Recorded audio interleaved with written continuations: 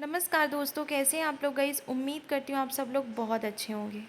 Finance bill के बारे में बात कर लेते हैं कि 1 अप्रैल से कर्मचारियों के लिए बदलेंगे इनकम टैक्स के नियम। जाने कि इन कर्मचारियों पर पड़ेगा असर। चलिए डिटेल पर बात कर लेते हैं। केंद्रीय वित्त मंत्री निर्मला सीतारमन ने 25 मार्च को लोकसभा में नया फाइनेंस बिल पेश किया है।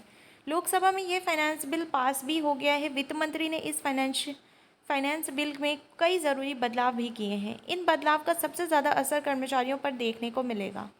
फाइनेंस बिल में कर्मचारियों को टैक्स को बचाने की योजना बनाने में काफ़ी सहायता मिलेगी।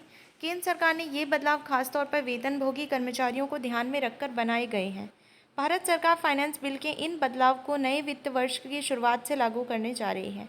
Tax rebate. वित्त मंत्री निर्मला सीतारमन ने लोकसभा में पेश किए फाइनेंशियल बिल से टैक्स रिबेट पर सबसे ज़्यादा असर होने वाला है। इनकम टैक्स की सेक्शन 87A के तहत टैक्स रिबेट 25,000 रुपये से बढ़कर 60,000 रुपये हो जाएगा।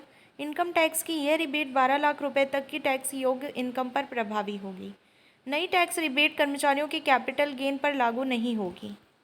इस रिबेट के कारण 12 लाख तक की इनकम को न्यू टैक्स रिजीम में टैक्स फ्री कर दिया जाएगा। सैलरीड एम्प्लॉय के लिए यह लिमिट 12.75 लाख तक बढ़ जाएगी, क्योंकि न्यू टैक्स रिजीम में 75,000 रुपये का स्टैंडर्ड डिडक्शन मिलेगा। परिसंपत्ति के नियमों में होगा बदलाव। फाइनेंस बिल के अनुसार कर्मचारियों को उनके नियोक्ता से जो सुविधाएं और बेनिफिट्स मिलते हैं उन्हें अब परिसंपत्ति के रूप में नहीं गिना जाएगा। अभी कर्मचारियों को कंपनी की ओर से मिलने वाले कुछ विशेष लाभों जैसे गाड़ी, फ्री रहने की व्यवस्था या मेडिकल खर्च को परिसंपत्ति कहा जाता है। 1 अप्रैल से कर्मचारी या उसके परिवार के सदस्य के मेडिकल इलाज के लिए विदेश यात्रा पर खर्च करता है तो उसे भी परिसंपत्ति नहीं माना जाता है। टैक्स स्लैब और दरों में होगा बदलाव।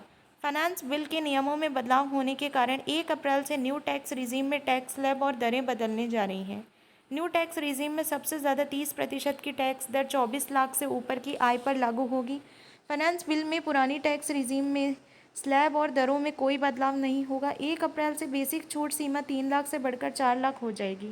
टीडीएस लिमिट में होगा इजाफा।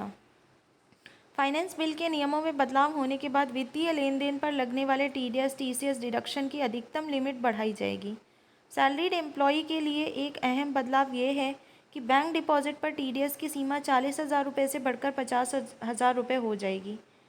यूएलआईपीज़ में मिले रिटर्न पर लगेगा टैक्स। केंद्रीय वित्त मंत्री ने इस बार फाइनेंस बिल में यूएलआईपीज़ के नियमों में बदलाव किया है। अगर आप यूएलआईपीज़ में निवेश कर रहे हैं तो आपको इसके लिए टैक्स से जुड़े नए नियम के बारे में जान लेना चाहिए। बजट 2025 के अनुसार अगर यूएलआईपीज़ से मिलने वाली राशि 2.5 लाख से अधिक है तो उसे कैपिटल गेन माना जाएगा और इनकम टैक्स की धारा 112A के तहत उस पर टैक्स लगेगा। दो प्रॉपर्टी पर नहीं लगेगा टैक्स।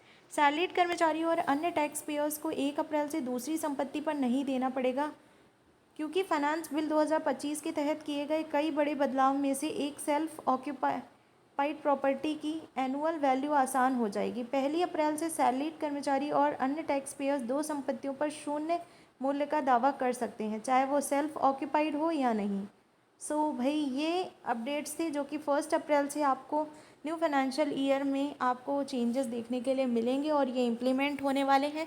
आई थॉट कि मैं रिफ़्रेश कर देती हूँ अगेन आप लोगों के लिए, क्योंकि भाई बजट के आए हुए ऑलमोस्ट फरवरी में आया था, तो आप हम सबको थोड़ा सा होता है ना कि रिवाइज़ करना बहुत ज़रूरी होता है। तो मैंने सोचा कि आपके लिए रिकैपिचुलाइजेशन कर देते हैं। That's all in this part. मिलते हैं अगली वीडियो में। और ऐसी वीडियोस के लिए आपको क्या करना है, चैनल को सब्सक्राइब कर लेना है। That's all. जय हिंद, जय भारत।